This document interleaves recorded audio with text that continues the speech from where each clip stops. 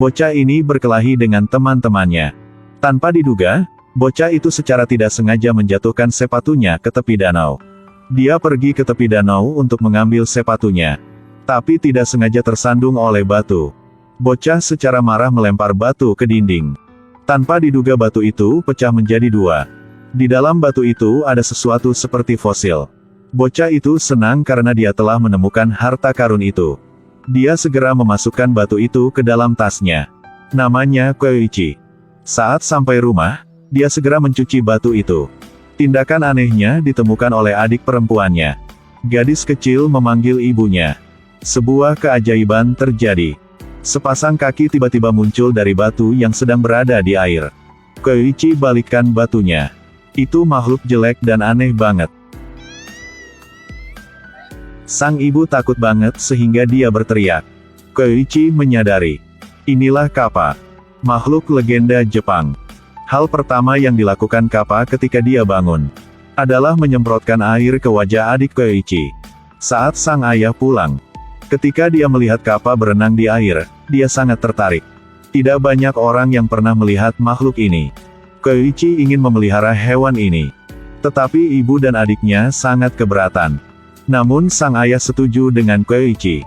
Karena Kappa sangat langka. Jika melepaskannya, dia mungkin dalam bahaya. Namun tidak diduga.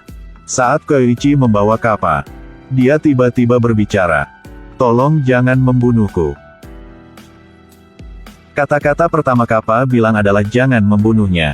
Sang ayah tampak sangat memahami.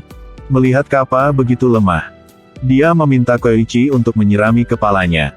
Keluarganya membeli ikan mahal untuk dimakan Kappa. Kappa bilang dengannya. Sebelum tersangkut di batu. Itu hidup pada periode Edo di Jepang.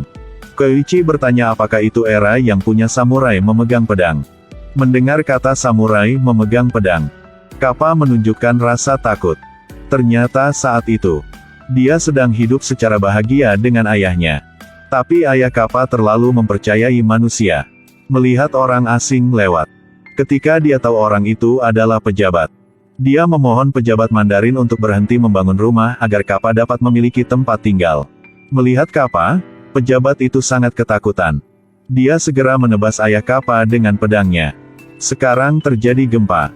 Kappa jatuh dari tebing dan menjadi fosil. Ribuan tahun kemudian dia baru hidup kembali. Koichi menyuruhnya untuk tidak takut. Era ini tidak ada lagi samurai. Dia menamakannya Ku. Sejak itu, semua orang di keluarga merawatku dengan baik. Kesehatanku pulih dengan cepat. Dia berlutut untuk berterima kasih kepada keluarganya karena telah menjaganya. Dia ingin meninggalkan tempat ini. Karena ayahnya pernah berkata, Kappa dan manusia tidak bisa hidup bersama. Namun dia tak tahu bahwa dunia luar benar-benar berbeda dari sebelumnya. Di bawah saran semua orang. Akhirnya, Ku memutuskan untuk tinggal. Keesokan harinya, Koichi mengajakku keluar untuk mencari udara segar. Lihat dunia luar berubah secara total. Ku merasa sangat takut dan kagum. Tram, gedung-gedung tinggi adalah hal-hal yang belum pernah dilihatnya. Saat pulang rumah, suasana hatinya menjadi kacau. Ada orang di mana-mana. Ia tidak tahu kemana ia harus pergi. Koichi mengatakan bahwa jika dia mau, dia bisa tinggal di sini selamanya. Namun Ku bilang, kematian ibunya juga karena manusia. Percaya pada manusia tidak akan memiliki akhir yang bahagia. Ku sangat bosan. Tapi ketika dia mendengar kata sumo, dia menjadi menyenangkan. Jadi Koichi memutuskan untuk mencoba bertarung dengannya. Namun tak terduga, makhluk kecil seperti itu memiliki kekuatan yang luar biasa. Koichi dengan cepat dikalahkan oleh Ku. Ayah Koichi juga dengan cepat dikalahkan oleh Ku. Di malam hari, saat Koichi tertidur lelap, Ku mau keluar. Tak terduga, dia baru aja membuka pintu. Seekor anjing berbicara dengannya.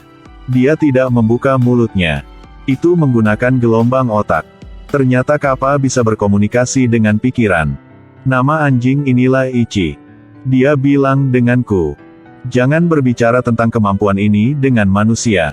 Keluarga ini sangat baik. Dia bisa tinggal di sini secara nyaman. Kalau keluar, jangan pergi ke tempat yang jauh. Ku sangat senang. Berjalan di tengah hujan. Dia menari dengan gembira. Sepasang kekasih yang baru saja menonton film horor lewat. Melihat makhluk aneh di jalan.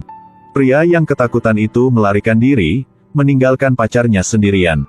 Dalam 3 titik aja, ku menyebabkan pasangan ini putus.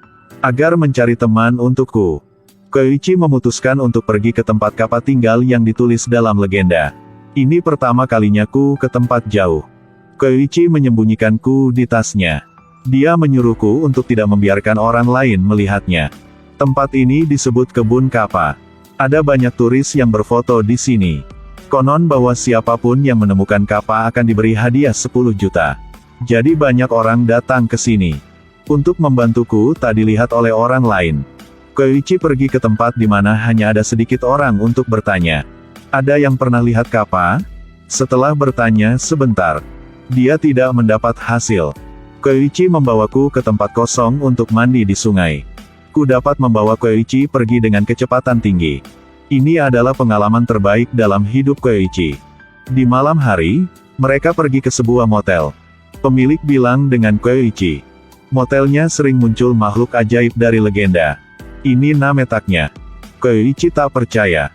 Namun pada larut malam, ku dengar suara yang aneh. Dia pergi ke sebuah ruang gelap. Seorang wanita sedang duduk di dalam ruang ini. Dia bukan manusia. Dialah peri yang pemilik menyambut. Melihat Kappa, dia tak takut sedikit pun. Ku tanya dia bahwa apakah dia telah bertemu Kappa lain. Dia jawab, sudah lebih ratusan tahun dia tak lihat Kappa lagi.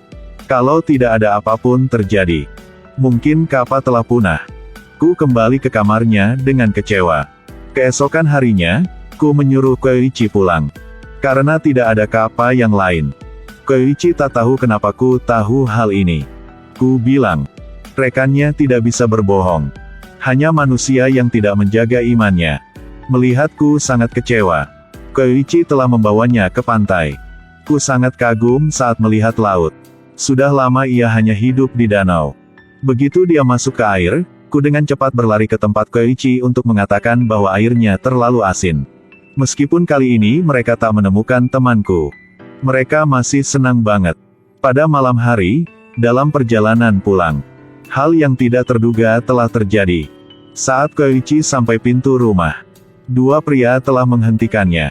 Ternyata mereka adalah reporter. Mereka tahu bahwa Kappa muncul di sini.